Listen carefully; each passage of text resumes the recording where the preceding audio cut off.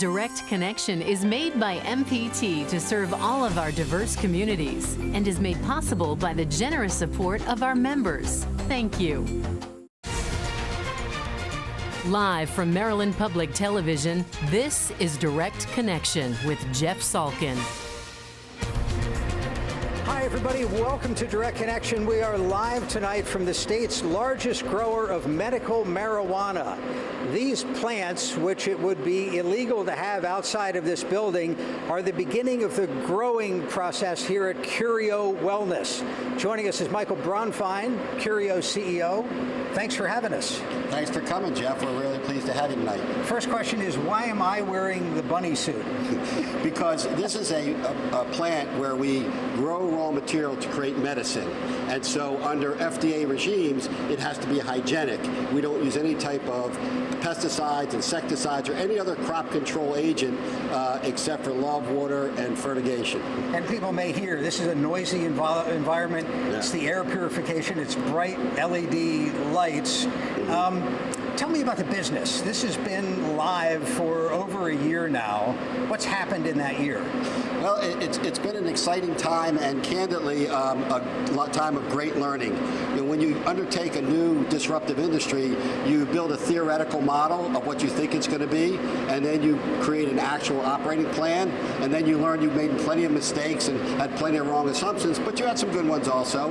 And so we have evolved literally 180 degrees over this first year through a lean management system and some other techniques we use to the point where this is a very well-oiled machine now where we're delivering large quantities of product every week with no defects and great customer satisfaction.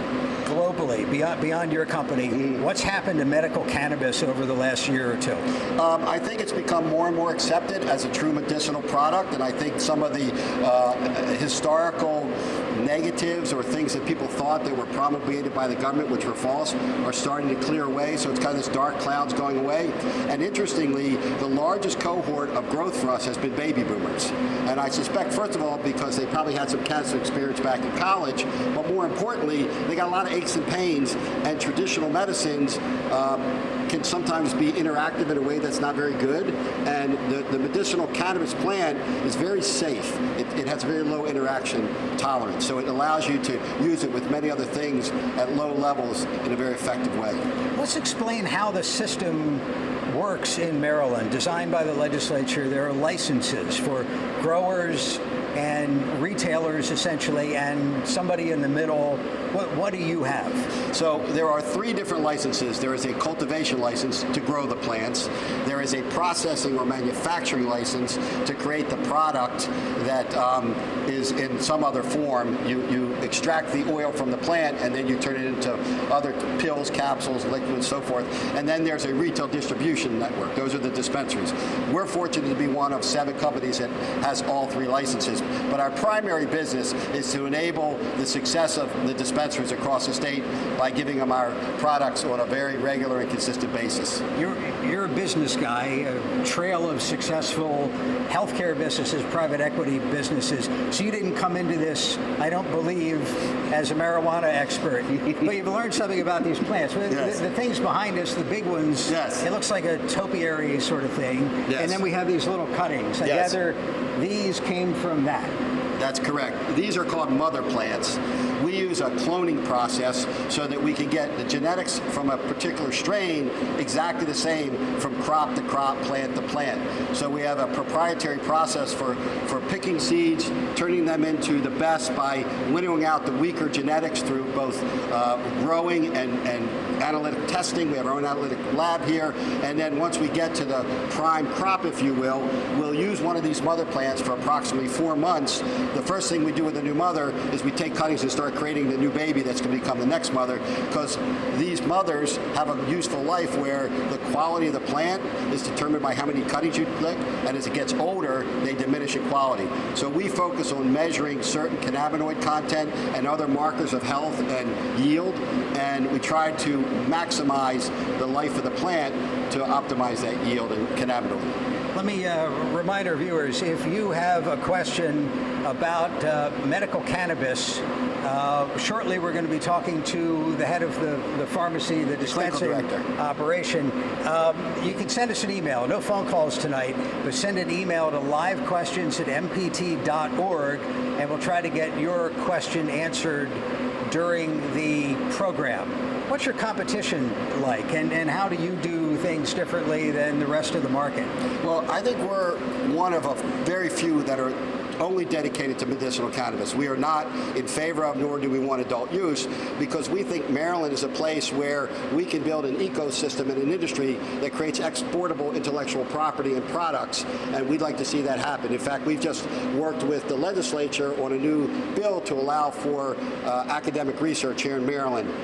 And so most of the companies haven't made the investment in the pharmaceutical grade environment and equipment that we've had, and they don't have people from big pharma like we have who are working on chemistry and drug discovery and such things. There are some very fine companies out there, and then there's some companies that really just want to grow cannabis because they think it's a good thing and they think they can make money doing it, but they're not dedicated to the investment, research, and development that we are. I mean, the trend is moving in the direction, as you said, of varying degrees of legalization, whether recreational becomes law in Maryland at some point or not. But federal law has changed. Yes. Congress passed, President signed a bill, and I think it was a side item in the bill, but it makes CBD, and I get the letters mixed up. Yeah, that's correct. But it basically legalizes CBD and hemp. Is that right? It legalizes the CBD that's derived from hemp. CBD can come from hemp or it can come from the cannabis plant. They're both derivative of an original plant. The hemp plant has very, very low, it has to have less than 0.03% THC, the psychoactive agent that's in cannabis, in it in order to qualify for as hemp. And so now, because of the Farm Bill, which you're referring to, people will be able to, on a state-by-state basis, decide what level of participation in the hemp market they want. So they've kind of made it a states' rights act, but with a pure go-ahead from the federal government. CBD is the stuff that gets all the press lately. Does it affect your business model if somebody, without all of this investment overhead, can grow acres of hemp and refine CBD out of it less expensively, potentially? Yes and no. It really doesn't, because in our case, we can grow at very low costs, and in addition, we have to have certain levels of purity, and we don't know yet if hemp can deliver that because we've never worked with it, but we know we can get it from cannabis. So we have right now a full flowering room or hygienic cultivation chamber, as we call them, that's filled with a 18-to-1 CBD to THC ratio plant, which we use for our CBD products. Ultimately, I think if it is available and it's pure, we'll buy it as a raw material, just like we buy other raw materials that we don't create on our own. First question in by email: how can somebody invest in this industry? You're privately held, but not everybody is. No, there is about 30 or 40 newly minted Canadian public stocks, two of which actually trade on American exchanges, and so you can pick through one of those. One of our local competitors here, we happen to think a lot of, is a company called GTI. They recently went public. So, you know, there's a lot of companies out there that we think are very good, but they're public. This is a family-owned business. We have outside investors, but we're going to continue to just build it and grow it and keep it. I have a bunch of emails on some of the more technical questions about prescribing. So what we're going to do is take a break, and we will come back with your clinical director as Direct Connection continues on MPT. Got an unused vehicle going nowhere? Donate it to the one place that can take you any place. Visit mpt.org/vehicles and support the programs you love on MPT.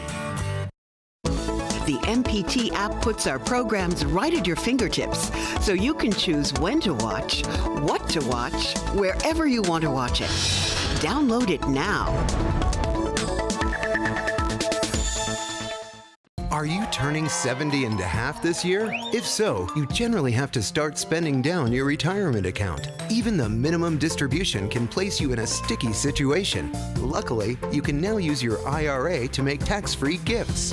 Gifts up to $100,000 will never count as income, but always make a difference. That's icing on the cake.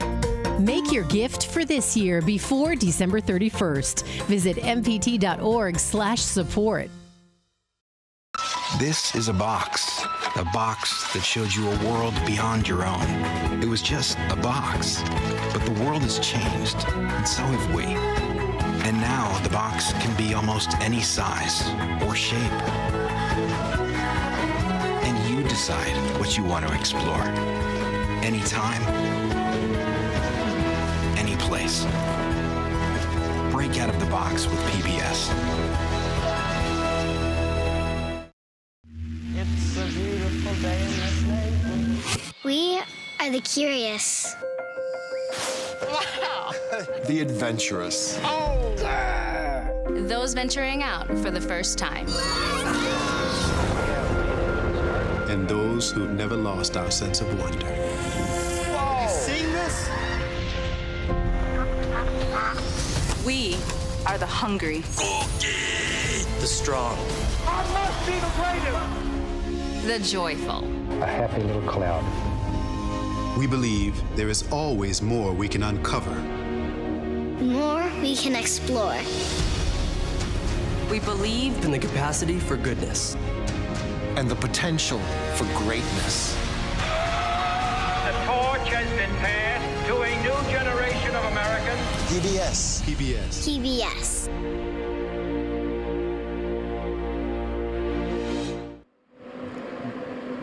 Back live at Curio Wellness at an undisclosed location in Baltimore County, joined by Brian Sanderoff, who runs the side of the business that sells things to people. Correct. How do you describe what you do over there? So I'm the general manager and the clinical director of the dispensary. So my job is to make sure that, one, we're helping patients, making sure that they're getting the right products the right way.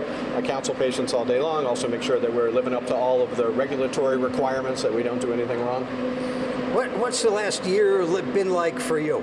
It's been a whirlwind. It's just unbelievable. So our dispensary's been open for about 10 months, 11 months now, and it's just been fantastic. Surprise after surprise. Every day I get up excited to go to work, seeing what I'm going to learn. Let me ask you a slightly skeptical question, which is what I do. I mean, clearly a lot of people are being helped by this. But you also read increasingly about people smoking this stuff, psychoses, impaired driving. How do you think about the balance between taking the good stuff and people maybe not knowing what to do with the dangerous parts? So the way that I approach it is that I want people to be able to use this in a guided way. And using it in an unguided way, it's much more likely to cause problems than if you're using it guided properly. So that plant contains hundreds of bioactive compounds, and matching the right ones to the right person with the right condition is how you eliminate or really, lower the chance of having problems. The intermediate step that Michael was talking about between grow these things and sell this stuff, which we'll talk about. Right. Describe the functionality there. How does it work, and how's it evolving? It's amazing the way it's evolving, and especially the way that we at Curio go after it, making sure that what we're making is reliable, it's repeatable, we know it's going to be effective for people, more like a pharmaceutical than it is an herb, more the science than the art of using this medicine. We mine the research, we do some research on our own, we put together products that we think are going to be effective, we test them. All right, we haven't talked about this stuff before, but I'll ask it in terms of the most common complaints that people walk in the door with, and how some of this may be able to help. Pain, definitely. I can't tell you how many patients I have who are no longer on opioids where they were 6 months ago, a year ago. Sleep is a big issue. A lot of autoimmune diseases, things like MS, neurological problems like Parkinson's or ALS, anxiety. All right, so what might you... A whole variety of products that are available here in all sorts of different forms. So this is a container that would actually contain the flour, the raw flour that someone would grind down and then either smoke or consume with a vaporizer. Right. These are packages for the actual vapes that we have, and so this is an oil that someone would attach to a battery and vaporize that. Right. There are pre-rolled cannabis products, a little bit higher, sorry. We used to call these joints, now they're called pre-rolls, right? Or there's all sorts of ways to consume the medicine in a different way. So this is a tincture that somebody would put underneath their tongue and it would absorb through the mucosa in their mouth. There's some advantages to doing it that way. One of the things as a pharmacist I love about that is that I can be very, very specific with the dosage that I'm giving somebody. There are topicals, there are all sorts of concoctions that people use. Viewer writes in, says you mentioned not being completely supportive of recreational use. Can you elaborate on that? So, as I said, I want people, and it's funny because I don't even think in terms of adult use versus medical anymore. I just think in terms of guided versus unguided. And what I want to do is make sure that people are using this medicine in the most appropriate way for them.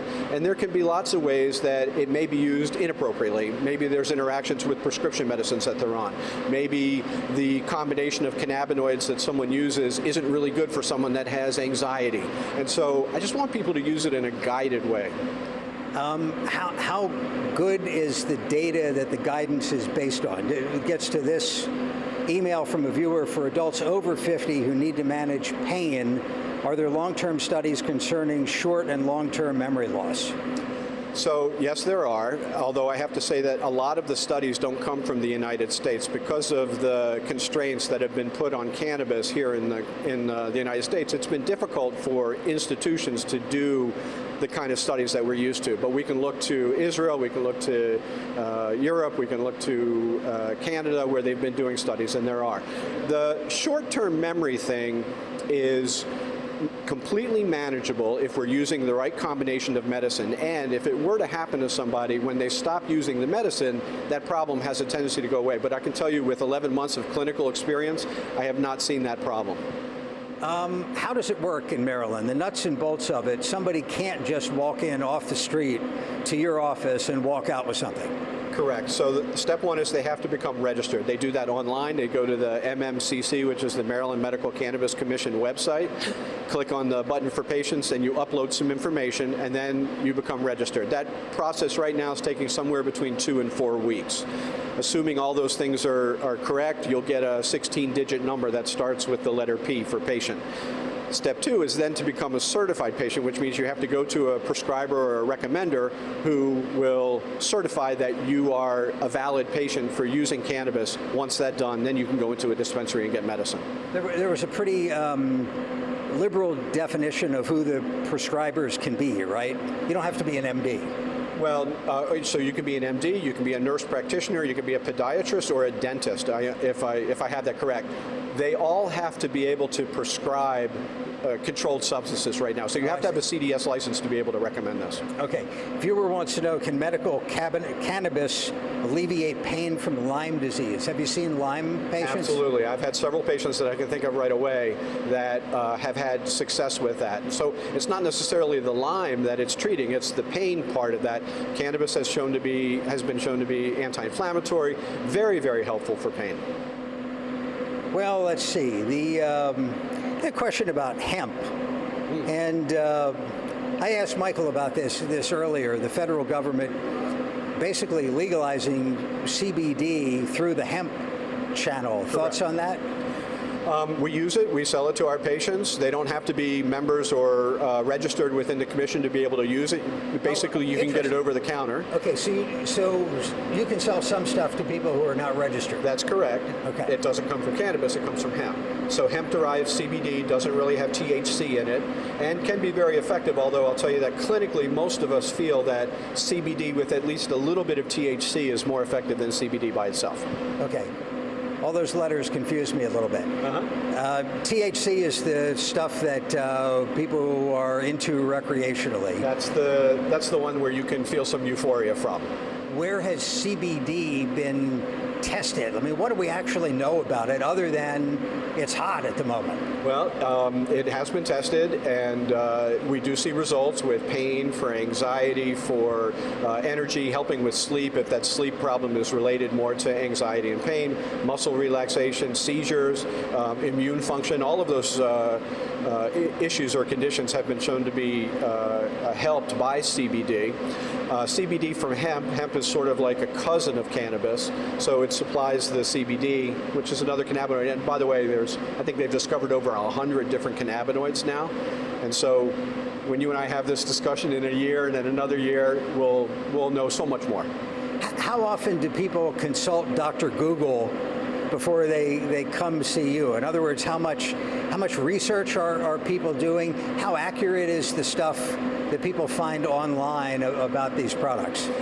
I'd say the accuracy is about the same as in regular medicine when people consult Dr. Google. You can find some good information and some bad information. That's why people come to us. That's why I'd like to see people use it in a guided way and use that guidance from a health professional who understands biochemistry, potential interactions with other medicines that someone might be using. I would say that a lot of my patients, especially the sort of cannabis naive patients, they haven't done any research. They've heard about it either from their doctor or from a neighbor. They get certified and then they come in and then they rely on us to help educate them. What's happening in the medical community? So you were a long-term licensed pharmacist. Do you think the establishment, the medical establishment, is becoming more favorable? Not? To what degree? What do you see? Yeah, there's sort of three camps out there, and there's the ones who are the adopters who understand it, who see results with their patients and like it. There's that camp that says, I'm not sure, I don't know about it, and then there's a camp that says, no, you can't use it or you shouldn't use it. And so I'd say it's changing and it's shifting, and probably the shift is most responsible for that shift is patients coming in telling their doctors that they're getting results. Very good. Brian Sanderoff, Curio Wellness, thank you for the time. My pleasure. Appreciate all the insights, and we will continue live from Curio Wellness right after this. Got an unused vehicle going nowhere? Donate it to the one place that can take you any place. Visit mpt.org/vehicles and support the programs you love on MPT. The MPT app puts our programs right at your fingertips, so you can choose when to watch, what to watch, wherever you want to watch it. Download it now.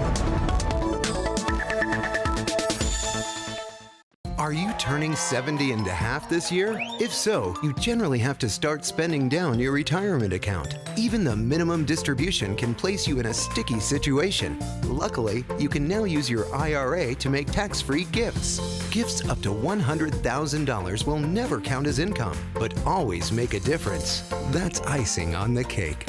Make your gift for this year before December 31st. Visit mpt.org/support.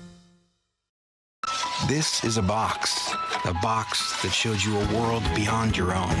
It was just a box, but the world has changed, and so have we. And now the box can be almost any size or shape. And you decide what you want to explore. Anytime, any place. Break out of the box with PBS. And we're back live at the state's largest medical marijuana facility, Curio Wellness. Michael Bronfein is the CEO here. How many, standing next to a lovely plant, by the way. Thank you. How many folks have you hired in starting this up? So far, we've hired 105 people, and I'm proud to say that over the course of the first 18 months, 18 of them have been promoted from an entry-level job to a mid-manager, or from a mid to a higher level, and we instituted, once we passed over break-even, a living wage. So our minimum wage in this building is $15. What are most of those folks doing? I know there's a big production operation here. Yes. What are most of the jobs like? So there's really kind of semi-skilled and highly skilled. So semi-skilled would be people that do horticulture, preparation, pruning, planting, all the things required to tender to the plants, and then the trimming, curing, and packaging of them. And those take various levels of skill sets, and we've developed training programs and best practices around all those. On the manufacturing side, we have chemists, we have pharmacologists, we have people who are involved in analytical work, and so there's a number of advanced degree people who are doing drug discovery, formulation, and then we have a manufacturing team who takes the oil that we create, they purify it, they separate it, and then they create recipes, and we create products. Where do you think there might be misconceptions among regulators, among your fellow business people, among members of the public about just what has happened since this went live in Maryland and what the business is all about? Well, I think probably the first misconception is that people don't appreciate the level of quality the Maryland program has. We have an excellent testing protocol here. So the public is getting very safe product, no metals, no pesticides, no contaminants of all, and all of us, all the growers in this state have to abide by a very, very strict regulatory regime for hygiene and quality. So we're providing cannabis and cannabis-derived products that are highly pure. Where can people get more information? Well, they can go to our website, curiowellness.com. They can go to the Maryland Medical Cannabis Commission. And by the way, we call it cannabis, not marijuana. It's proper name. So we'll. I say marijuana sometimes, so people understand what I'm talking about. Yeah, no, I understand. Well, we're trying to change the conversation. That's a lot of part of what our strategy is about, and talking about science and facts as opposed to other things. So, but the Maryland Medical Cannabis Commission website's also a good spot. Very good. Michael Braunfein, CEO here. Thanks for the time. Thanks for making us sort of look funny. We appreciate it. And thank you for joining us for Direct Connection. We're back Thursday with Your Money and Business. And join us Friday for State Circle and a full wrap-up on the week's news from Annapolis. Please follow us on Twitter at MPT News. Now, for all of us at MPT, thanks for watching and have a good night.